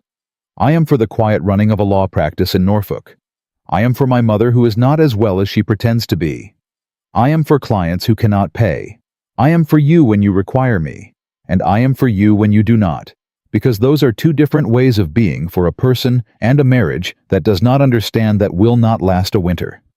I am not short of things to be for Eleanor. I have been for too many things for too long. What I have never been before tonight is with. Do you see? Yes, Nathaniel. Then hear me clearly. I do not want you to need me. I want you to choose me. Every morning, every evening, every Sunday in a church in Norfolk. I will choose you back. Eleanor, every hour that God gives me, and when you are 50 and gray and still telling men in parlors to leave houses, I will be standing on your left where your mother stood tonight, and I will consider that a life well spent. Eleanor put her hand over her mouth. She did not cry. She was too tired to cry. She made a small sound that was not a word, and she reached across the dark of the carriage, and she took his hand in both of hers, and she held it, and she did not let it go until they turned into the Whitaker Drive. At the house, Clara Bennett was already waiting on the porch with a lamp. Behind her, in the open doorway of the east bedroom at the top of the stairs, stood a woman in a dove-gray traveling dress. Not the one who had come in with Caleb. A different one entirely. Small and tired, and very brown from the sun. And beside her, clutching her skirt, was a boy with black hair and great dark eyes who did not look like he intended to sleep for another 20 years. Eleanor climbed the stairs. Margaret Whitaker climbed them behind her. At the top of the stairs, Eleanor stopped and she looked at the woman in the dove-gray dress, and she said, "Miss Lowe." "Miss Whitaker." "I am Eleanor." "I am Hetty." "Hetty." "Eleanor." "This is my mother, Mrs. Whitaker. This is her house. You are safe in it for as long as you wish to be." Hetty Lowe's chin trembled. She did not let it break. "Ma'am." "Miss Lowe," Margaret said, and her voice was the voice she used for women in her own kitchen, which was a voice she had not used in Eleanor's memory for any woman who was not already family. "My daughter is marrying your child's uncle. That makes us something to each other. I reckon, though I do not yet have the word for it. Come inside. You will eat. You will sleep. The boy will sleep. We will speak in the morning. Is that acceptable?" "Yes, ma'am." "Good." The boy tugged at his mother's dress. "Mama." "Yes, Thomas." "Am I allowed?" "Allowed what, sugar?" "Allowed to sleep here." Margaret Whitaker crouched down. Margaret Whitaker, who had not crouched down for a child in 12 years, crouched down on the landing of her own staircase in a blue silk dress. "Thomas." "Yes, ma'am." "What is your full name, child?" "Thomas Ashcroft Lowe, ma'am." "Thomas Ashcroft Lowe. You are allowed to sleep in any bed in this house that pleases you. You are allowed to eat anything in the kitchen that is not on fire. You are allowed to ask me any question you can think of, and I will answer it. Is that understood?" "Yes, ma'am." "Good." "Ma'am?" "Yes, Thomas." "Is that lady going to be my aunt?" Margaret looked up at Eleanor. Eleanor's throat closed. "Yes, Thomas," Margaret said. "That lady is going to be your aunt. Do I have to call her Aunt Eleanor?" "Only if you want to, child." Thomas Ashcroft Lowe considered this with the gravity of a man of state. "I want to." "Then you may." "Aunt Eleanor?" "Yes, Thomas." "I'm tired." "Then go to sleep, sugar." "Yes, ma'am." And he did. Eleanor did not. Eleanor sat up with Clara, and with Hetty, and with her mother for another hour at the kitchen table, eating bread and butter, and drinking tea that had been brewed too strong. And she listened to Hetty Lowe tell, in a voice so quiet, you had to lean forward to hear it, what Nathaniel Ashcroft had done in Richmond. He had arrived on a Monday. He had gone first to the attorney, not to the house. He had read the will twice in the attorney's office, and asked 3 questions, and said almost nothing. He had then gone with the attorney to the rooms where Hetty lived with Thomas, above a milliner's shop on Franklin Street, and he had not crossed the threshold without asking permission. He had refused the chair until Hetty had insisted. He had called the boy Master Lowe on first meeting, and Thomas on the second day because the boy had asked him to. He had on the third day sat on the floor of that small room and let Thomas show him a wooden horse and name every imaginary battle the horse had fought in, and he had listened to all of it with the attention of a man hearing a case in the Supreme Court of the United States. On the 4th day he had asked Hetty, not Thomas, what she wished. She had told him. She wished for Thomas to know his father's family. She wished for Thomas to be acknowledged, not hidden. She wished for Thomas to have the Ashcroft name available to him when he was older if he wanted it. She did not wish to marry. She did not wish to be kept. She wished to go on running the milliner's shop, which she did not own, but which the milliner, an older woman named Agnes, who had been kind to her for 6 years, had said she would leave to Hetty in her own will if Hetty stayed on. She wished Thomas to have an education. She wished him to grow up knowing he had not been a shameful thing to his father's people. Nathaniel had said yes to all of it. He had said yes on the 5th day in writing with the attorney as witness in a document that named Thomas Ashcroft Lowe as his late brother's acknowledged son, and provided for the boy's education and his mother's independent livelihood, and his right at majority to claim the Ashcroft name or not, as he chose. He had given Hetty a copy of the document and retained the other. He had paid the attorney out of his own pocket, and not out of the estate, because he said the estate was for Thomas and for Clara, and not for attorneys. On the 6th day, he had asked Hetty whether she and Thomas would come with him, just for the summer, to meet the rest of the family, so that Thomas might know his grandmother Beatrice and his Aunt Clara before any more time passed. Hetty had said yes. They had been on the road from Richmond when a man driving a gig had told Nathaniel at a turnpike gate that Caleb Foster was in Albemarle County, telling stories in taverns. Nathaniel had turned the hired carriage toward the Harlans and had ridden ahead alone on horseback. That was the whole of it. When Hetty Lowe finished talking, no one at the kitchen table spoke for a long moment. Then Margaret Whittaker said, "Miss Lowe." "Yes, ma'am." "You will stay with us 2 weeks." "Ma'am, I could not impose." "Miss Lowe, I am not asking. I am telling. You will stay with us 2 weeks. Thomas will ride the pony in the south pasture because it is the only pony left in this county that does not bite. And my son Josiah is large enough now that it no longer pleases him. You will rest. You will eat food that has not been carried up a back staircase by a milliner. And then, in 2 weeks, you will go home to Richmond in a carriage my husband will pay for, and you will write to my daughter every month, and she will write to you, and Thomas will know that he has an aunt in Norfolk, and an aunt by affection in Albemarle County, and that is how it will be. Is that understood?" "Yes, ma'am." "Good." Clara Bennett, who had been silent the whole time, reached across the table and took Hetty's hand. "Miss Lowe?" "Yes, ma'am. I did not know about you. I did not know about Thomas. I did not know until 9 days ago that my husband had a son. I have spent 9 days, Miss Lowe, not knowing whether I was angry or grieving or simply tired. And I think tonight, sitting at this table with you, that I am none of those things. I am—" She stopped. She started again. "I am grateful, Miss Lowe, that my husband's son was raised by a woman who loved him. That is all. I have nothing else to say to you except that if you will have me, I would like to know him, for his father's sake, and perhaps in time for my own." Hetty Lowe, who had not cried once in the telling, cried then. Not hard, not long, just enough to be seen. And Eleanor Whittaker, sitting beside her mother at her mother's kitchen table at 1:15 in the morning, understood that she had been entirely wrong earlier in the carriage, when she had been afraid she would become a wife who did not require her husband. She required him plainly. She had required him on the day he had walked into Hetty Lowe's small rooms above the milliner's shop, and sat on a floor and listened to a boy named Battles, because she could not have done that without loving him.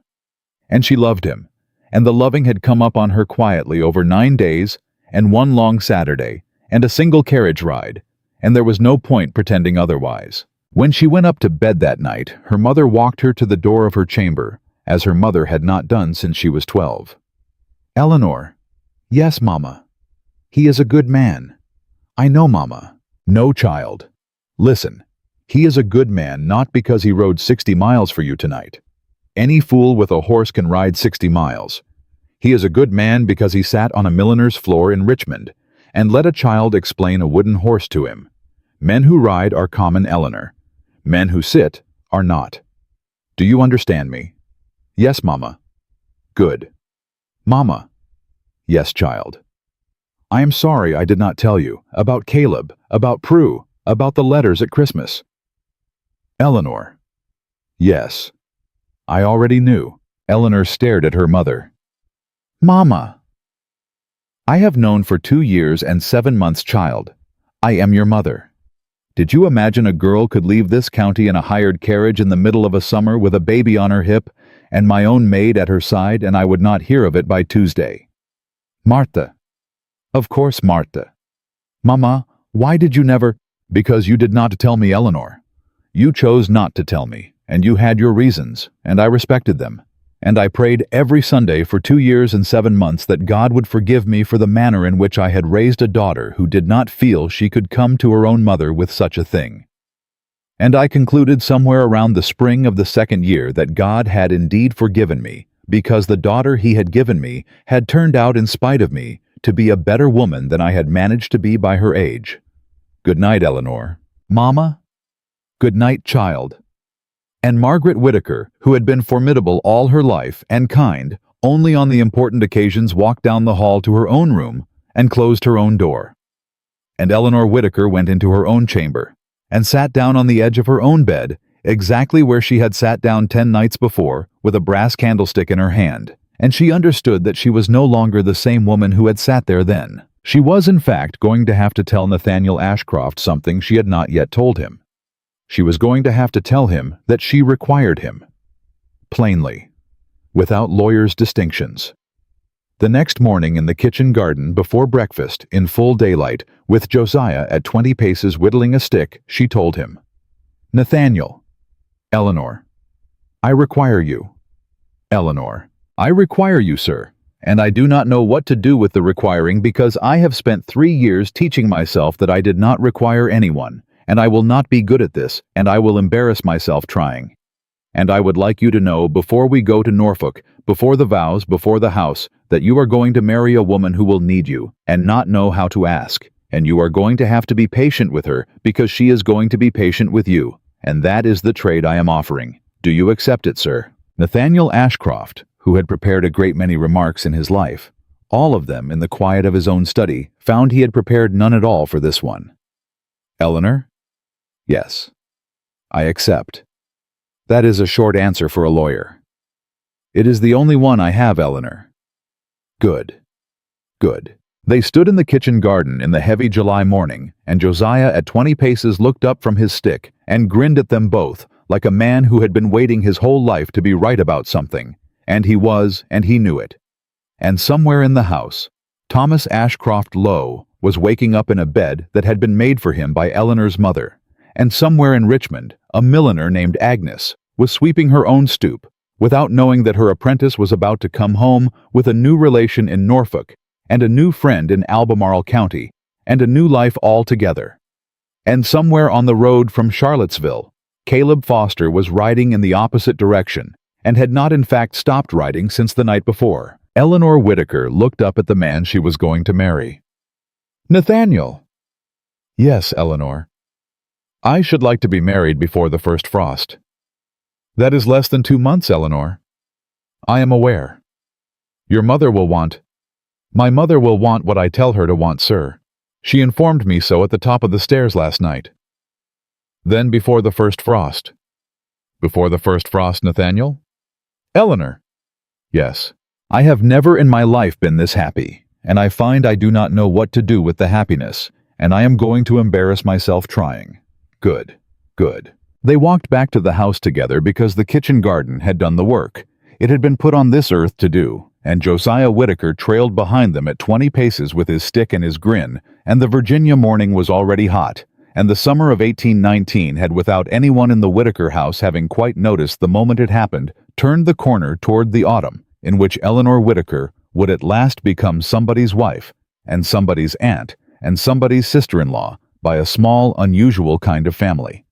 And something else, besides which she did not yet have the word for, but which her mother, watching from the kitchen window, with her hands in a bowl of biscuit dough, had a word for already. The word was whole.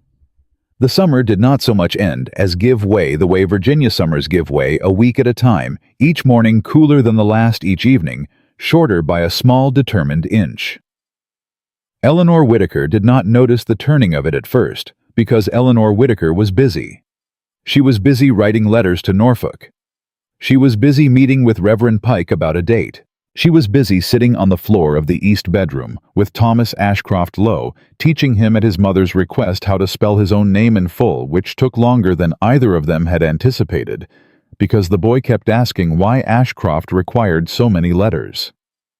Because his uncle is a lawyer, Thomas. What's a lawyer? A man who uses too many letters. Oh. Spell it again, sugar.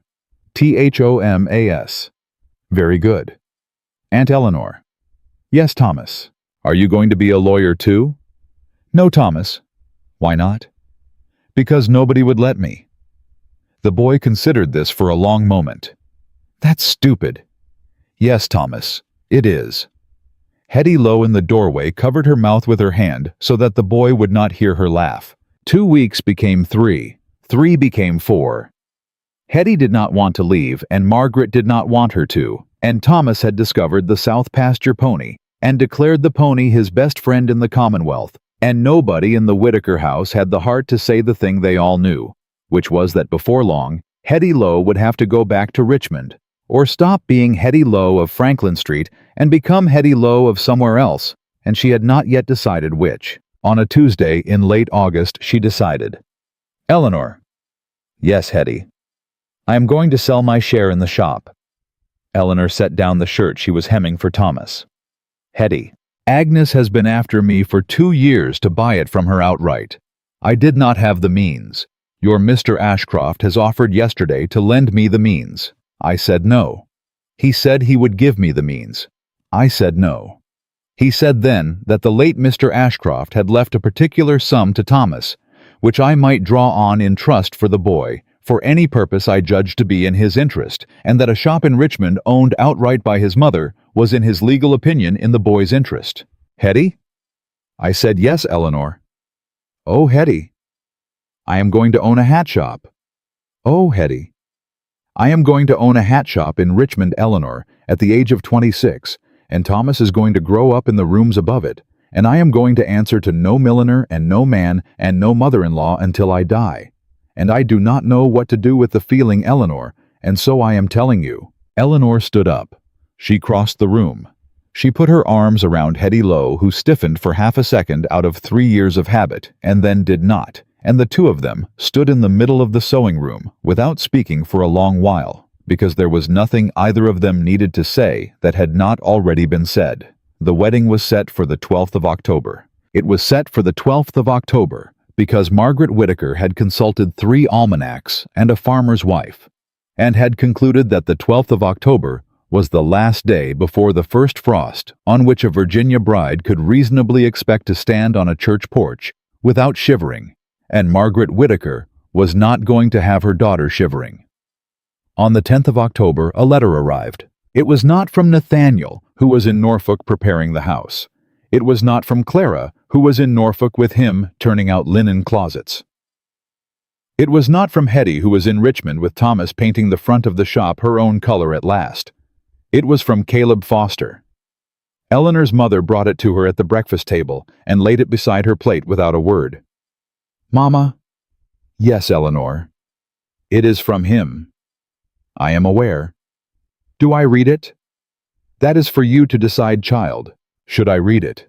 Eleanor, I am 61 years old. I have an opinion on the matter. But you are 26 years old, and you are 2 days from being another man's wife, and the opinion you form this morning is going to sit with you for 50 years, and I will not form it for you. Eleanor picked up the letter. She turned it over once in her hands. She put it down unopened beside her plate. Eleanor, yes, Mama. You are not reading it. No, Mama. Why, child? Because, Mama, whatever is in that letter was written by a man who waited until 2 days before my wedding to write it. Whatever is in it is intended to reach me on a morning when I cannot undo it. Whatever is in it is a last attempt by a man who has spent 3 years trying to take something from me. And I am done, Mama. I am done giving him rooms in my head. If it is an apology, I do not require it. If it is a threat, I do not fear it. If it is a confession, I have already heard it from a kitchen girl in the spring of 1816. There is nothing in that letter, Mama, that I have not already decided about. Burn it. Margaret Whittaker did not burn it. Margaret Whittaker folded it once. Margaret Whittaker put it in the pocket of her apron. Margaret Whittaker that afternoon rode into town in her own trap alone and called upon Caleb Foster's mother in her own parlor, and laid the unopened letter on the tea table between them, and said in the voice she had used 31 years as a Whittaker wife, Mrs. Foster, your son wrote this 2 days ago. My daughter will not read it. You will read it here in my presence, and you will then decide whether you wish to continue to be the mother of a man who writes letters like it, or whether you wish to be the mother of a man who does not. I will not return here. I will not speak of this again. I did not know these 3 years that my daughter had spared you a public ruin. I know it now. I do not require thanks for her having done it. I require only that your son not write to her again, not on the day before her wedding, and not on any other day that God grants him. Do you understand me, Mrs. Foster? Caleb Foster's mother, who had hated Eleanor Whittaker for 3 years, with the particular hatred of a woman who had been done a mercy she could not acknowledge, opened her mouth to speak, and could not speak, and closed her mouth again. I will take that as a yes, Mrs. Foster. Good afternoon. And Margaret Whittaker walked out of that parlor and got back in her trap and rode home, and she never told Eleanor where she had been or what she had done. And Eleanor for the rest of her life had her suspicions, and she kept them. The 12th of October came cold and clear. Eleanor wore a dress her mother had kept folded in a cedar chest for 31 years. She had worn it once on a morning in 1788, and she had folded it back into the chest the same afternoon, and she had not expected that morning that it would ever come out of the chest again, and certainly not for a daughter who had been born 26 years later to a man Margaret had not yet met when she first wore it. Mama. Yes, Eleanor. It fits. Of course it fits, child. You are my daughter. Mama, Eleanor, do not cry. I have worked 3 days on your hair, and I am not doing it again. Yes, ma'am. The church was full. It was full of people who 2 months earlier had not intended to come. It was full of Mrs. Pembroke, who had sent word to her sister in Baltimore the week before, and received word back that Prue, who was now Mrs. Prudence Fields of a small house on Fells Point, and the mother of 1 boy and 1 girl, sent her congratulations to Miss Whittaker, and her thanks, and her love. It was full of Reverend Pike, who had rewritten his sermon. It was full of Mrs. Abernathy, who had not been invited, and had come anyway, and had sat in the back pew without comment. It was full of Mrs. Harlan, who was crying before the bride even came down the aisle, because Mrs. Harlan cried at every wedding, and always had. It was full of Josiah Whittaker, who had given up drinking for the week out of respect for his sister, and was suffering for it visibly.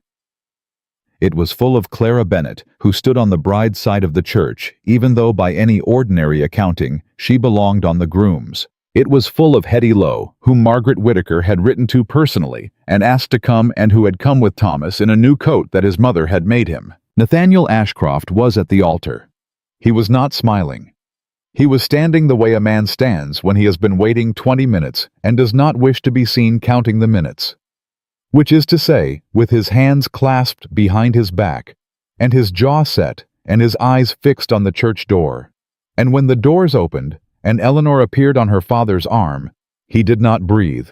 And 3 people in the front pew later swore he did not breathe for the entire length of her walk down that aisle. Eleanor walked down it without counting the tines of anything. She walked down it looking at his face.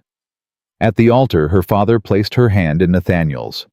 Samuel Whittaker, who had not spoken in public since his own brother's funeral in 1811, cleared his throat.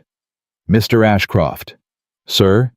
She is the best thing I have ever made in this life. Yes, sir. I know it. See to her.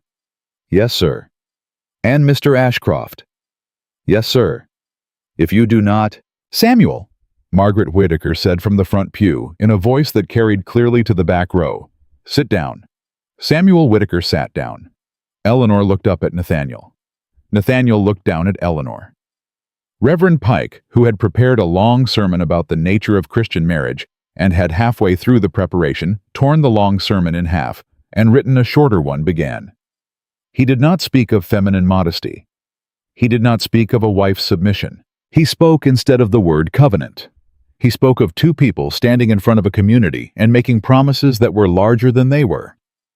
He spoke of the community's obligation in turn to stand behind those promises and not to gossip them away.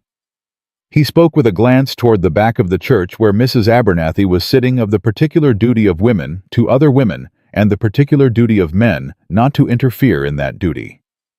He spoke of Thomas Lowe by name, sitting in the third pew in his new coat, and he said that a marriage that began with a boy already in it was not a marriage with a complication, but a marriage with a foundation, and anyone who did not understand the difference was welcome to come see him in the vestry after the service and have the difference explained. And then he said the old words, "Do you, Nathaniel Ashcroft, take this woman?"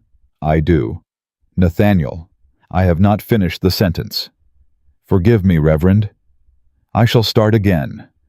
Mrs. Harlan laughed out loud in the second pew and then clapped a hand over her mouth. Josiah Whittaker put his forehead on the pew in front of him. Reverend Pike started again. And when he had finished, and when Eleanor had answered, and when the rings were on, and when Reverend Pike had said now, and stepped back, Nathaniel Ashcroft did a thing that nobody in Albemarle County had ever seen a man do in a church before. He did not kiss his bride. He took her hands. He held them. He looked at her for a long moment, the way he had looked at her in a doorway in July, and then he said very quietly, so that only she and Reverend Pike and the first pew could hear, "Eleanor, I see you." And Eleanor, who had spent 2 summers being looked through and 3 years being spoken of, and 1 July night being seen by accident, said back, "I see you, Nathaniel." And then he kissed her. And the church did not so much applaud as erupt the way a dry field erupts when a match is dropped in it, and Mrs. Abernathy in the back pew was found to be crying into a handkerchief, and Thomas Lowe in the third pew asked his mother loudly whether that was the end of it, and his mother told him it was the beginning of it, and he accepted this, the way 6-year-olds accept explanations, which is to say, he filed it and went looking for cake. There was a supper at the Whittaker house afterward. There was dancing in the long room. There was a great deal of cider and a reasonable amount of bourbon, and 1 toast from Josiah Whittaker. That was so long his mother got up from her chair and physically removed the glass from his hand. And there was at 10 o'clock a moment when Eleanor slipped away from the crowd and walked up the back stairs alone, because she wanted just once to stand in the upstairs hallway, where 3 months before she had stood barefoot with a candlestick. She stood there for the moment. The hallway was empty. The sconce was lit. The door of the guest chamber where Nathaniel had stood that night was closed. The door of her own old room where she had sat down and cried afterward was closed too. She stood in the middle of the hallway in her mother's wedding dress, and she thought about the woman who had stood there in July with a brass candlestick, and she did not feel sorry for her. She felt for the first time grateful to her. She had thought that July night that she was ruining her life. She had been mistaken. She had been starting it. From the bottom of the stairs, her mother's voice, "Eleanor." "Yes, Mama." "Come down, child. Your husband is looking for you." Her husband. She said the word under her breath to herself to see how it sounded. "Eleanor." "Yes, Mama." "Coming." She went down. The story might, by ordinary accounting, end there on a Tuesday evening in October of 1819, in a Virginia house full of people who had come together to witness a thing they had not expected to witness. But stories are not ordinary, and this one has one thing more.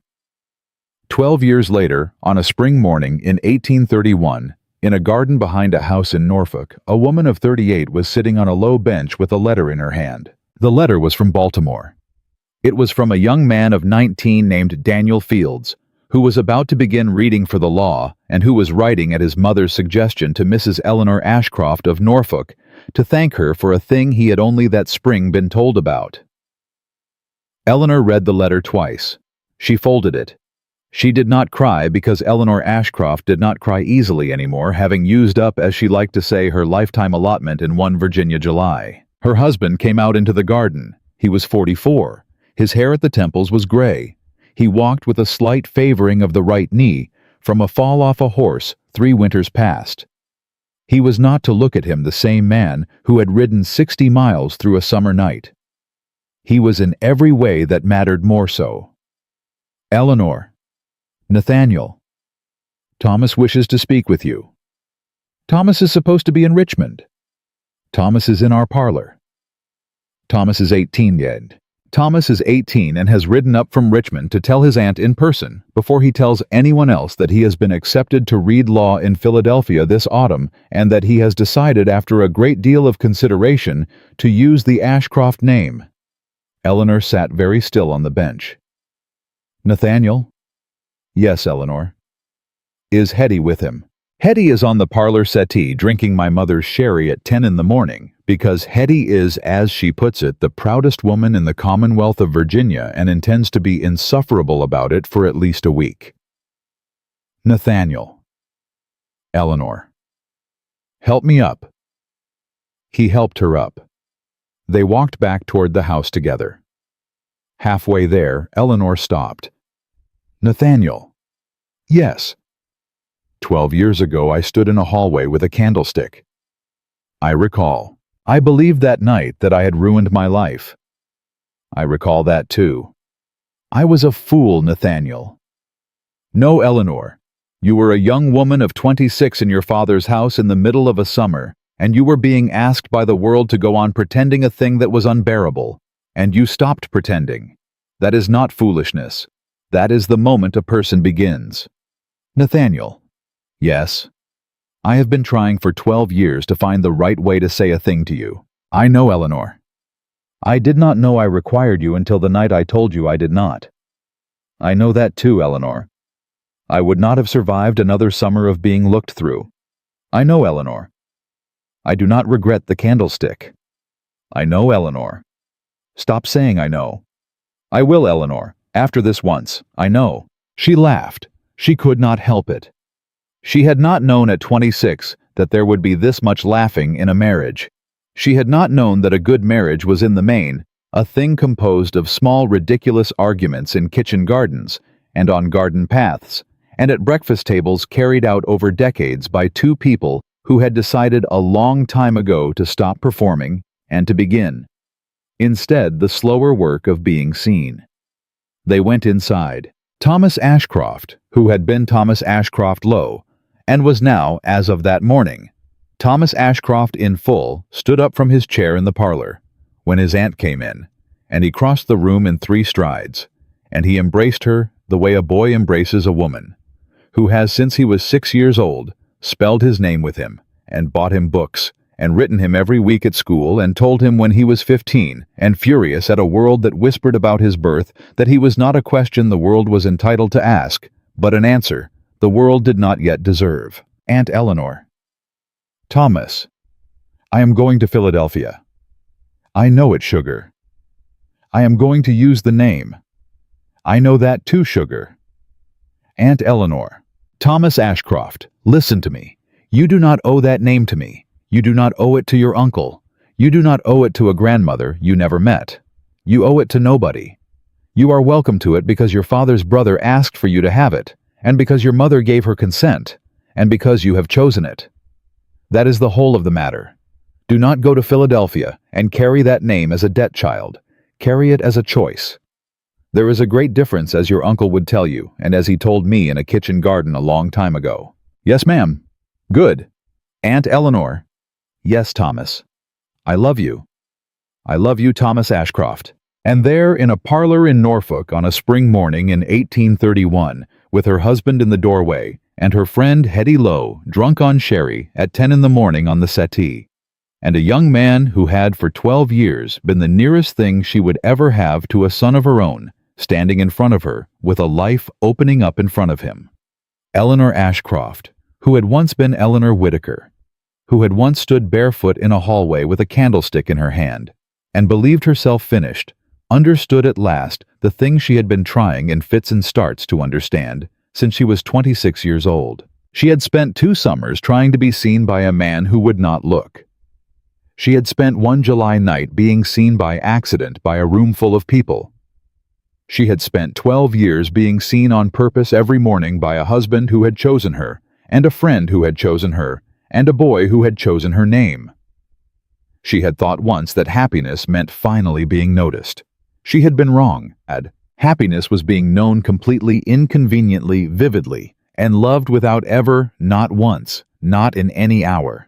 God had given her being asked to be less than the woman she was. Eleanor Ashcroft had her answer. She had come by it honestly, and she had paid full price for it, and she had earned every letter of it, and she would carry it plainly and without apology for the rest of her natural life. And that, in the end, was the whole of the story.